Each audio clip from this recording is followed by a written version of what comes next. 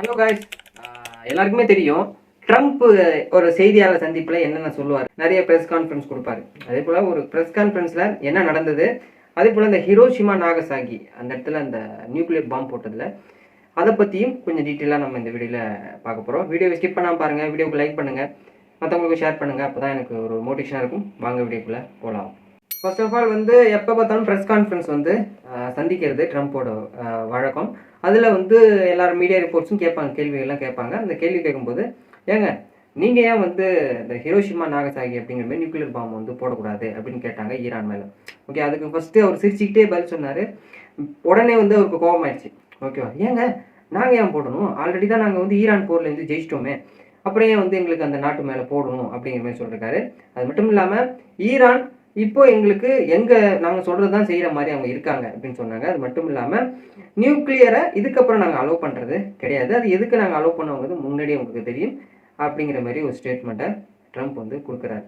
அதே போல் ஈரான் நாங்கள் இப்போ சீஸ்ஃபயர் அனௌன்ஸ்மெண்ட் பண்ணிருப்போம். பட் ஆனால் அவங்க இதுக்கப்புறம் அந்த வெப்பன்ஸை நிறைய கிரியேட் பண்ணுறதுக்கு பார்ப்பாங்க.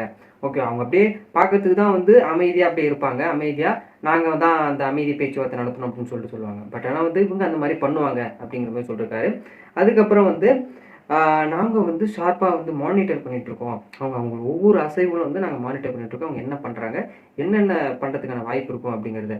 அது மட்டும் இல்லாமல் ஸ்டில் 100% எங்களால் ஈரானை நம்ப முடியாது அப்படின்னு சொல்லிட்டு ஈரானை பற்றி ட்ரம்ப்பே சொல்லியிருக்காரு. ஓகேவா, அதே போல் பென்டகன் ஈரானுடைய இராணுவ தலைமையகம் என்ன சொல்கிறாங்க அப்படின்னா, ஏங்க இந்த ஹார்மோஸில் இருக்கிற மைனெல்லாம் நாங்கள் ரிமூவ் பண்ணுறதுக்கு கிட்டத்தட்ட 6 மாதம் ஆகும்னு சொன்னீங்களாமே, அது யாருங்க சொன்னது, மீடியாவை கேட்குறாங்க. ஓகேவா, மீடியா மேலே ரொம்ப வேகத்தில், ஏங்க 6 மாதம்லாம் ஆகாது, கிட்டத்தட்ட ஒரு 2 மாதம் 3 மாதம் தான் ஆகும் அப்படிங்கிறது சொல்கிறாங்க. அவங்க கரெக்டான டேட்டும் சொல்லலை.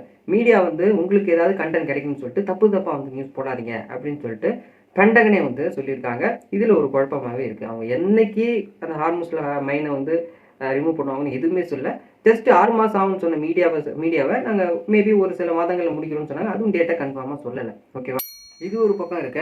யூஎஸ்எஸோட George H W Bush aircraft carrier அப்படிங்கிற ஒரு இதுக்குள்ள அதுக்கும் நமக்கு சம்மந்தமே இல்லை ப்ரோ அப்படின்னா, ஆல்ரெடி ஹார்மோஸ்ட 2 பெரிய கப்பல் இருக்குது. ஓகேவா, பட் ஆனால் இன்னொன்னா இதுவும் அங்கே இருக்குது. அது மட்டும் இல்லாமல் ரெட் சி இருக்குல்ல, அதில் வேர்ல்டுனே பெரிய கப்பல் அந்த ஃபோர்டுங்கிற கப்பலும் அங்கே தான் இருக்குது.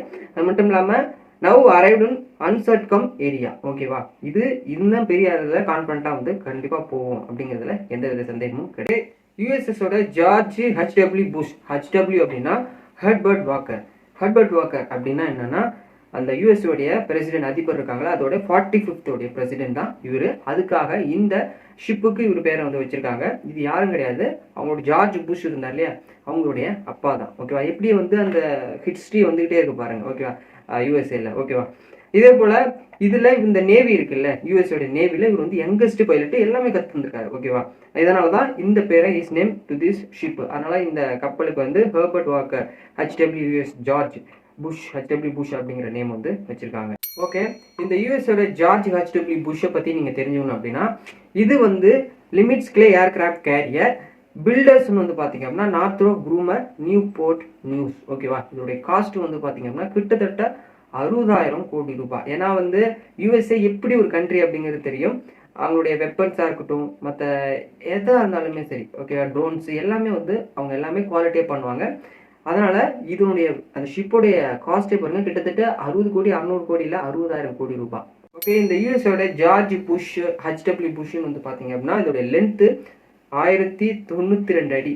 1000 அடினா எப்படின்னு உங்களுக்கு தெரியும், அவ்வளோ பெருசு. ஸ்பீடு பார்த்தீங்க அப்படின்னா 30 knots பர் ஹவருக்கு 50 கிலோமீட்டர்ஸ். ஓகேவா, நிக் நேமு உலக புகழ்பெற்ற அவெஞ்சர்ஸ் படம் தெரியல, அதில் அவெஞ்சர்ஸ், அதில் ஒரு அவெஞ்சர்ஸ் எடுத்துக்கிட்டீங்கன்னா அவெஞ்சர், அந்த படத்தினுடைய நேம் தான் இவங்க வச்சிருக்காங்க. இது ஒரு பக்கம் இருக்க. ஆல்ரெடி நான் சொல்லியிருந்தேன், ஈரானில் அவங்களுடைய வான்வெளி அந்த இதை ஓப்பன் பண்ணாங்க. அப்படி சொல்லும்பொழுது இந்தியா ஒரு ஸ்டேட்மெண்ட்டை கொடுக்குறாங்க. என்ன பிளான்னா, நீங்கள் இப்போ ட்ராவல் பண்ணுறதா இருந்தால் ஈரானுக்கு கண்டிப்பாக போகாதீங்க. Wait till tension are fully charted. அது எல்லாமே முடிஞ்ச அப்புறம் மேக்ஸிமம் நாங்கள் சொல்லும்போது கண்டிப்பாக போங்க. ஈரானில் இப்போ என்ன எக்ஸாம்பிளுக்கு சொல்லணும் அப்படின்னா, அந்த பக்கம் ஒரு பக்கம் ஷிப்ஸை வந்து அடிக்கிட்டே இருக்காங்க ஹார்மோஸில், மைனில் எல்லா இடத்துலையும் அவங்க வந்து இறக்கிட்டே இருக்காங்க யூஎஸ். ஒரு பக்கம் பாகிஸ்தானில் பேச்சுவார்த்தை போது ட்ரம்ப் போக முடியாதுங்கிறாரு. ஈரானில் இருக்கக்கூடிய ஐஆர்ஜிசி மற்ற அதர்ஸ் டாப் லீடர்ஸ்லாம் வந்து பேசணுங்கிறாங்க. மீடியாவுக்குமே ஐஆர்ஜிசிக்கு அந்த கவர்மெண்ட்டுக்குமே பெரிய அளவில் ஒரு டிஃப்ரென்ஷியேட் போயிட்டு இருக்கு.